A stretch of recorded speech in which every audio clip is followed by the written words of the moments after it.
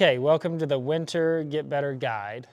Today we're going over a very specific topic, which is a tough one, but it's float setting / runoff.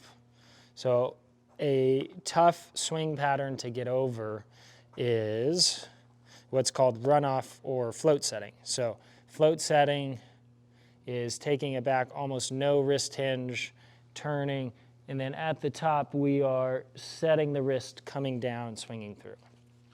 And I know great golfers like Bryson typically have that float set, and he's a fantastic golfer, one of my favorites. But the idea is he's very, very good at what he does. He has jumbo max grips. He has a fairly weak grip of the left hand, and he's got his own swing philosophies that work for him. We're attacking more of the average golfer trying to get a little bit better.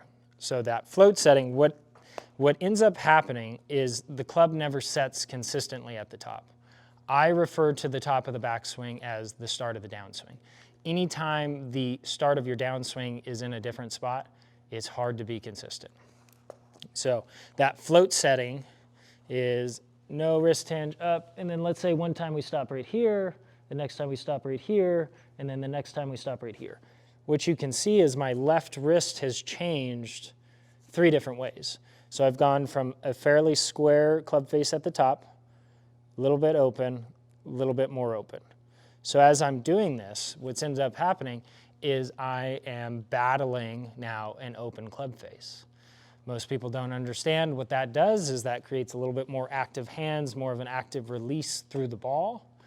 And when you're doing that, it's hard to time. So one day we're in the low to high 70s, the next day we're in the low to high 80s, and then who knows, we might have a round in the 90s all within a week because we're more of a float setter. So the idea that I end up using is what I call the hinge and cast. So it's just a fancy name for the feeling, which is you start and you hinge it quickly. Now, as you're taking it up to the top, I know this sounds weird, but you're starting to lose your hinge. So you're setting up, you're hinging, and then you're almost casting the club away, pointing it more up and behind you. So it looks weird on camera, but it's a good feel. So it's hinge up and through. That's not exactly what you want the swing to be, but what it's allowing you to feel is you're setting your hinges early and you're just maintaining them. So as I'm taking it to the top, instead of adding hinges later, I'm adding it early, taking it up, stretching, and I'm creating this width. Width meaning taking the butt of the club, moving it further away from the ball, and not allowing it to get closer like this. So okay, one more time with the hinge and cast. Hinge, cast, straight through. Starts to garner the feeling of, okay, I'm setting my wrist and then I'm holding them, I'm holding them, I'm holding them. I'm maintaining that wrist hinge to the top. That creates a more of a set position at the top, allows us to be a little bit more consistent at impact. Now that we've kind of got that straightened out, what we're gonna go over is the runoff idea. Typically what we see in great golfers, great ball strikers, is this idea that when they get to the top of the backswing, shoulders, hips, arms have all hit a set position. What is runoff considering that? Turning a little fast with the hips or the shoulders, taking it up, and then I get to a full turn right here. My hips are at a full turn, and then I'm gotta let my arms keep going. So that's creating a timing issue. We're not sure when our hips should fire, when our shoulders should open up, because we got to allow the runoff of the arms. So here, I've got that full turn, pulling my arms, and then I got that timing issue. So how do we fix that one?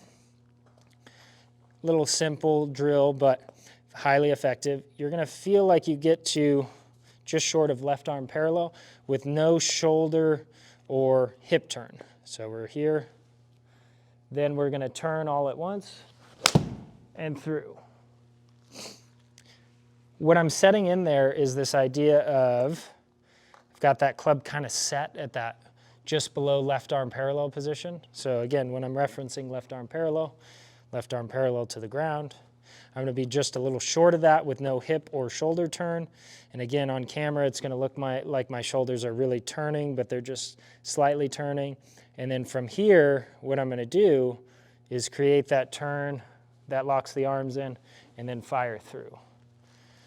As we're practicing that, it just starts to gain this feeling of that initial takeaway, almost a half of the backswing is mostly arms and wrists. And then when we start to get the feeling of everything's working together, we're gonna gain a lot more consistency. Again, understanding the idea, top of the backswing is the start of your downswing. So we're almost kind of eliminating 2 timing mechanisms that the average golfer uses way too much. So one more time, taking away this runoff.